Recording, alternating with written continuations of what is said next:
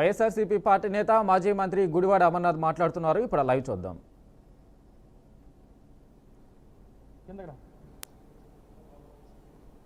ఇది నిన్న రాష్ట్ర ప్రభుత్వం ఇచ్చినటువంటి జీవో చదవండి క్లియర్ గా.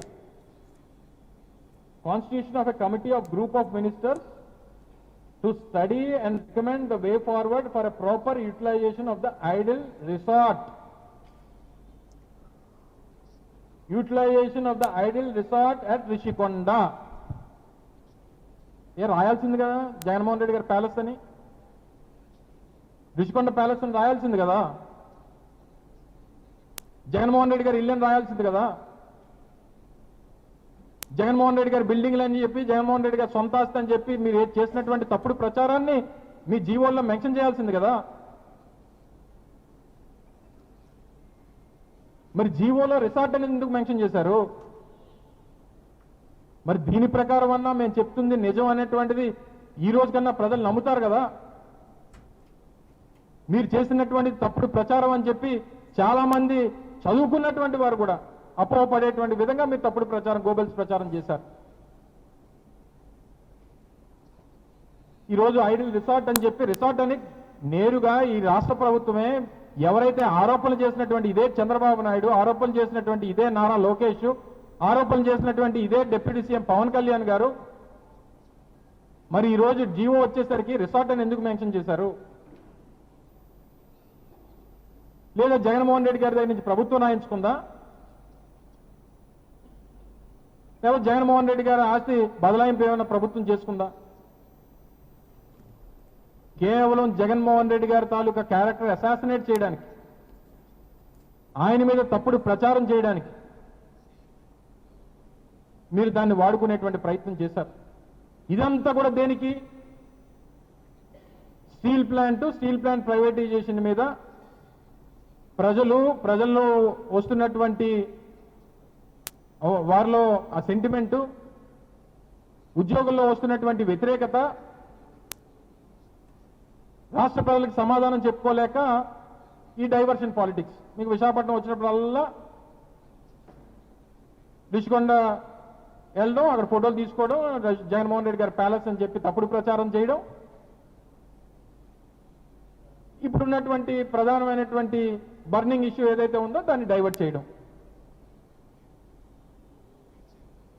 రోజు విశాఖపట్నం స్టీల్ ప్లాంట్లో దాదాపు 6,000 మంది ఎంప్లాయీస్ని తీస్తారు. 4,200 మంది కాంట్రాక్ట్ ఎంప్లాయీస్, 1,200 మందిని బలవంతంగా వీఆర్ఎస్ పెట్టించారు.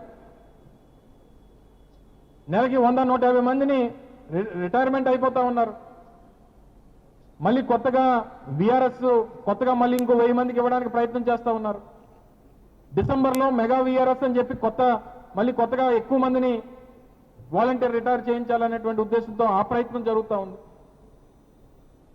32 డిపార్ట్మెంట్లని ఎక్స్ప్రెషన్ ఆఫ్ ఇంట్రెస్ట్ పిలిచి ప్రైవేటైజ్ చేసేటువంటి కార్యక్రమం జరుగుతూ ఉంది.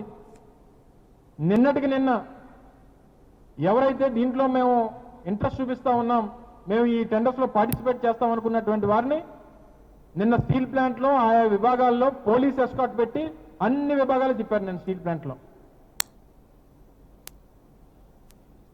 కార్మికులు ఎవరన్నా దీని గురించి మాట్లాడితేనేమో వాళ్ళ మీద షోకాజ్ నోటీసులు ఇవ్వడం, సస్పెండ్ చేయడం, ఇబ్బంది పెట్టడం. నిన్న పోరాట కమిటీ ఒక ర్యాలీకి పిలుపునిస్తే మీకు పర్మిషన్ లేదని చెప్పి అడ్డగించేటువంటి కార్యక్రమం రాష్ట్ర పోలీసు డిపార్ట్మెంట్ వాళ్ళని అడ్డగించేటువంటి కార్యక్రమం చేసింది. మరి స్టీల్ ప్లాంట్ మీద నిన్న చంద్రబాబు నాయుడు గారు ఏమైనా మాట్లాడారా? షాడో సీఎం లోకేష్ ఏమైనా మాట్లాడా? ఇక ఉప ముఖ్యమంత్రి గారు అయితే ఆయన ఏవో సూక్తులు చెప్తాడు పాపం. ఆయన మీకేమైనా తెలుసా? ఢిల్లీలో వెళ్తే ఎలా మాట్లాడాలో తెలుసా? ఢిల్లీలో అన్ని లాజిక్లు మాట్లాడతారు, ఆ లాజిక్కి మన దగ్గర సమాధానాలు ఉంటాయా అని చెప్పి ఆయన మాట్లాడతాడు. ఒకసారి వాళ్ళు ఏం మాట్లాడారో ఎలక్షన్స్ ముందు ఒకసారి చూద్దామా?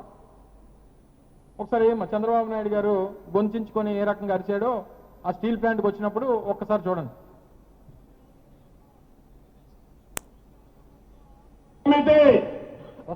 మీరు ఉపేక్షిస్తారా తమ్ముళ్ళు అని అడుగుతున్నా.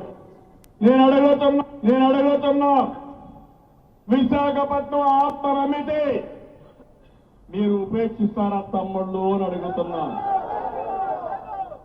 విశాఖపట్నం స్టీల్ సిటీని స్టోరన్ సిటీగా చేస్తే మీరు ఆమోదిస్తారా అని మిమ్మల్ని అడుగుతున్నా. అందరం కలిసి కాపాడుకుంటామా లేదా అని అడుగుతున్నా. ఇప్పుడు చెప్పండి, కాపాడుకుంటాం కాపాడుకుంటాం, కలిసి పోరాడతాం కలిసి పోరాడతాం, అందరం ఒకటవుతాం, సంఘటన శక్తిగా తయారవుతాం. విశాఖపట్నం ఉక్కు అనేది మన ఆత్మ. విశాఖ ఉక్కు ఆయన ఆత్మట. విశాఖ ఉక్కు నా ఆత్మ. కాపాడుకుంటాం కాపాడుకుంటాం అని చెప్పి బీపీ వచ్చినట్టు అరిచాడు ఆయన. ఇలా ఒక సందర్భంలో కాదు, ఎన్నికల ముందు 2021 నుంచి 2024 ఎన్నికల వరకు అనేక సందర్భాల్లో టెంట్ల దగ్గర ఒకసారి లేదా విశాఖపట్నంలో అనేక కార్యక్రమాల్లో పార్టిసిపేట్ చేసినప్పుడు అనేక సందర్భాల్లో ఈ రకంగానే గుంచుకున్నాడు ఆయన. మరి విశాఖపట్నం ఉక్కుని అమ్మేస్తే ఊరుకుంటామని మరి ఏం చేస్తున్నావు నువ్వు? ఇప్పుడు మీరు ఏం చేస్తున్నారు? మీకు అవకాశం ఉండి కేంద్రంలో మీ వల్ల మీ సహకారంతో కేంద్ర ప్రభుత్వం నడుస్తూ ఉంటే మీ తాలూకా ఎంపీల్ని నేను ఉపసంహరించుకుంటాను, మీరు ప్రైవేటైజేషన్ చేస్తే అనేటువంటిది మీరు ఒక హుకుం జారీ చేయాలని చెప్పి రాష్ట్ర ప్రజలు కోరుతా ఉన్నారు. ఎందుకు మాట్లాడట్లేదు? ఎందుకు వాళ్ళకి అల్టిమేటం ఇవ్వలేకపోతా ఉన్నారు? ఎన్నికల కోసం, ఎన్నికల అవసరాల కోసం మీకు గొంతు చించుకొని స్టీల్ ప్లాంట్ నా ఆత్మ అన్నారు, స్టీల్ ప్లాంట్ కాపాడుకుంటామని చెప్పి స్లోగన్స్ ఇచ్చారు, ఎన్నికల్లో హామీ ఇచ్చారు. ఈరోజు